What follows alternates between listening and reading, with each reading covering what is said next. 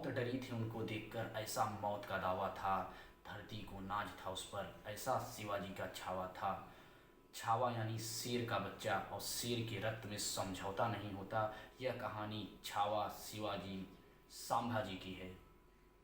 वे संभाजी महाराज जिनको देखकर मौत भी डर जाती थी। वे संभाजी महाराज जो शेर से लड़ने का दमखम रखते थे। वे संभाजी महाराज जिनके रण में उतरते ही दुश्मन मैदान छोड़कर भाग जाते थे। वे संभाजी महाराज जिनके तलवार की चमक से दुश्मन कांप उठते थे। यातनाओं की सारी सीढ़ियों को पार कर दिया, पराकाष्ठा को पार कर दिया, लेकिन उनके प्रण को नहीं तोड़ पाया। इस्लाम कबूल करवाने के लिए उनके नाखूनों को एक एक करके निकाल दिए, उनकी अंगुलियों को एक एक टुकड़ा करके काट दिए, आँख में कर्म सरिये भी डाल दिए, शरीर पर नमक छिड़क कर रगड़ दिए, लेकिन उन्हें इस्लाम कबूल नहीं करवा पाए। ऐसे थे संभाजी छावाजी महाराज। इतनी यातनाओं के बाद भी छावा टूटे नहीं। औरंगजेब उनके प्रण को नहीं तोड़ पाए, उनकी हिम्मत को नहीं तोड़ पाए। औरंगजेब छावा से कहते हैं कि इस्लाम कबूल कर लो, जान छोड़ दिया जाएगा, जान बख्श दिया जाएगा। तो छावा जी यानी संभाजी महाराज मुस्कुराते हुए जवाब देते हैं कि औरंगजेब तुम मराठों में शामिल हो जाए, तुम्हें धर्म बदलने की भी ज़रूरत नहीं पड़ेगी। ऐसे थे संभाजी छावाजी महाराज, जिनकी वीर गाथा के बारे में आधे से ज़्यादा भारत अनजान है। इसलिए वैकी कौशल की ये फिल्म छावा एक केवल फिल्म ही नहीं है, बल्कि शौर्य, साहस और अदम्य पराक्रम का एक महागाथा है। वो महागाथा जिससे भारत का आधे से ज़्यादा हिस्सा अनजान था, जिसे देखने के बाद बलिदान, शौर्य और साहस की उत्साह हर एक राष्ट्रवादी के शरीर में, रगों रगों में गूंजने लगेगी। आपको बता दें कि संभाजी महाराज छत्रपति शिवाजी के पुत्र थे। छत्रपति शिवाजी ने जो सपना देखा था स्वराज का, उसे पूरा करने के लिए इन्होंने जिम्मेदारी उठाया था। और हम आपको बता देते हैं कि छत्रपति शिवाजी को शेर कहा जाता था और शेर के बच्चे को छावा कहा जाता है, इसलिए इन्हें छावा कहा गया। और छावा की एक किताब आई और उस पर एक फिल्म बनी छावा, जो फिल्म इनके वीर, शौर्य और बलिदान की कहानी के बारे में पूरा का पूरा विवरण बताता है। छावा फिल्म के जरिए लोगों को बताने की कोशिश किया गया है कि छत्रपति संभाजी महाराज कितने बड़े वीर योद्धा थे, जो अपने राष्ट्र के प्रति, अपनी संस्कृति के प्रति, अपने स्वराज के प्रति अपने प्राण को त्याग दिए, लेकिन अपने प्रण से नहीं हटे। जब छावा फिल्म आई, इसे देखने के बाद, उनकी कहानियाँ को देखने के बाद, उनके बारे में जानने के बाद लोगों के मन में सवाल उठने लगा कि ऐसा वीर जो शेर की चमड़ी फाड़ देता है, इतनी यातनाओं को सह लेता है, उनके बारे में हमें स्कूल में पढ़ाया क्यों नहीं गया, उनकी जानकारी क्यों नहीं दी गई, आखिरकार इतिहास के पन्नों से इन्हें किनारे क्यों लगाया गया। ऐसा कई लोगों ने आरोप लगाते हुए ये भी कहा कि ऐसे लोगों को अपने इतिहास के पन्ने में इसलिए हटाया गया, जानबूझकर हटाया गया, ताकि इनके बारे में हम जान न पाएँ ज़्यादा।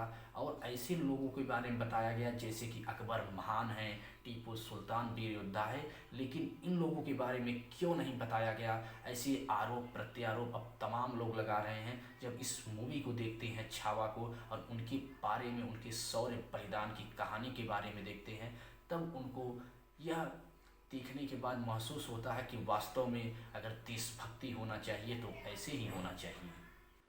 फिल्म के जरिए ही सही, लेकिन मराठा शौर्य और वीरता की गूंज एक बार फिर पूरे भारतवासी के रगों रगों में गूंज रहा है। छावा फिल्म इतिहास की वो ज्वाला है जिसे देखने के बाद हर एक राष्ट्रवादी, राष्ट्र प्रेमी के रगों में आग पैदा कर देगी, वीरता की आग को भर देगी। फिल्म का एक सीन है जिसमें वैकी कौशल कहते हैं कि मराठों अपनी वीरता के बारे में कब से सोचने लगे।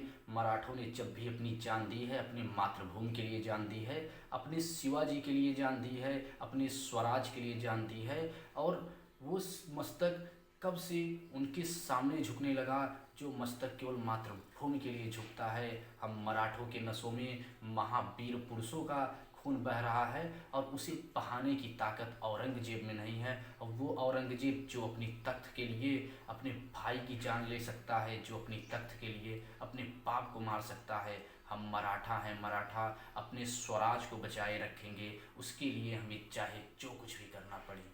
संभाजी महाराज अपनी वीरता और विद्वता के लिए प्रसिद्ध थे। वो अपने स्वराज के लिए सब कुछ कुर्बान कर देने वाले वीर योद्धा थे।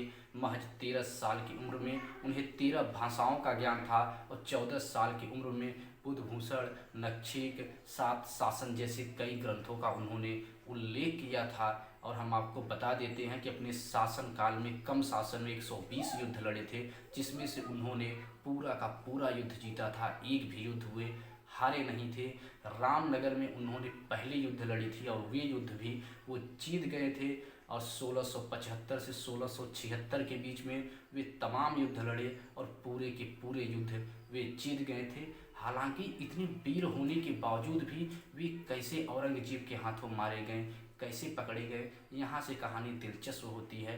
दरअसल संभाजी महाराज का सपना था कि वे पूरे भारत से औरंगजेब के यानी मुगलों को उखाड़ कर फेंकेंगे, लेकिन इसके लिए उन्होंने एक गुप्त योजना बनाया, एक गुप्त बैठक की, जिस गुप्त बैठक में उन्होंने कई गुप्त रास्तों का जिक्र किया, अपने मराठों को बताया और उसमें उनके बहनोई भी थे।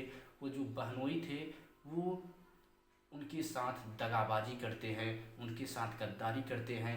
दरअसल जो उनके बहनोई थे, संभाजी महाराज उन्हें वतनदारी और जहांगीरी देने से साफ इनकार कर दिए थे, इसलिए वे उनसे जलते थे, लेकिन साथ रहने का ढोंग करते थे, साथ रहने का दिखावा करते थे। और ये सारे राज, सारे गुप्त रास्ते जो संभाजी महाराज के द्वारा बनाए गए थे, वे सारे पोल वो जाकर मुकर्रम खान को बता देते हैं और संभाजी महाराज को इसके बारे में जानकारी नहीं थी, इसलिए वे अपने आधे से ज़्यादा सैनिक को रायगढ़ भेज देते हैं और खुद संगमेश्वर से निकलने के लिए तैयारी करते हैं। और जैसे वो संगमेश्वर से निकलते हैं, उन्हें लगभग मुगलों की 10,000 सैनिक घेर लेती है और उन्हें औरंगजेब अपने गृहबंदी में ले जाता है और उनके नाखूनों को काटता है, एक एक नाखूनों को निकालता है, अंगुलियों को काटता है, आंखों में सलिया डाल देता है गर्म करके, शरीर पर नमक छिड़क कर रगड़वा देता है। लेकिन उनकी हिम्मत को औरंगजेब तोड़ नहीं पाता। वो अंतिम में वीर गति को प्राप्त हो जाते हैं, लेकिन इस्लाम कबूल नहीं करते हैं। ये है संभाजी महाराज के वीर गाथा की कहानी, जो पूरे भारत में गूंजनी चाहिए, जिनकी जानकारी अब हर एक यूथ को होना चाहिए, हर एक आदमी को होना चाहिए कि आखिरकार हमारे देश में कुछ ऐसे भी योद्धा थे, ऐसे भी वीर योद्धा थे जिनकी जानकारी इतिहास के पन्नों से हटा दिया गया था। लेकिन ये जानकारी मैं आपको वीडियो के माध्यम से बताया हूँ, तो आपका ये फर्ज बनता है कि ऐसे वीर योद्धाओं के बारे में आप पूरे भारत में इनकी गाथा को सुनाइए। इसलिए वीडियो को शेयर करिए और चैनल को लाइक, सब्सक्राइब और शेयर करना ना भूलिए। जय हिंद, जय भारत, सत्यमेव जयते।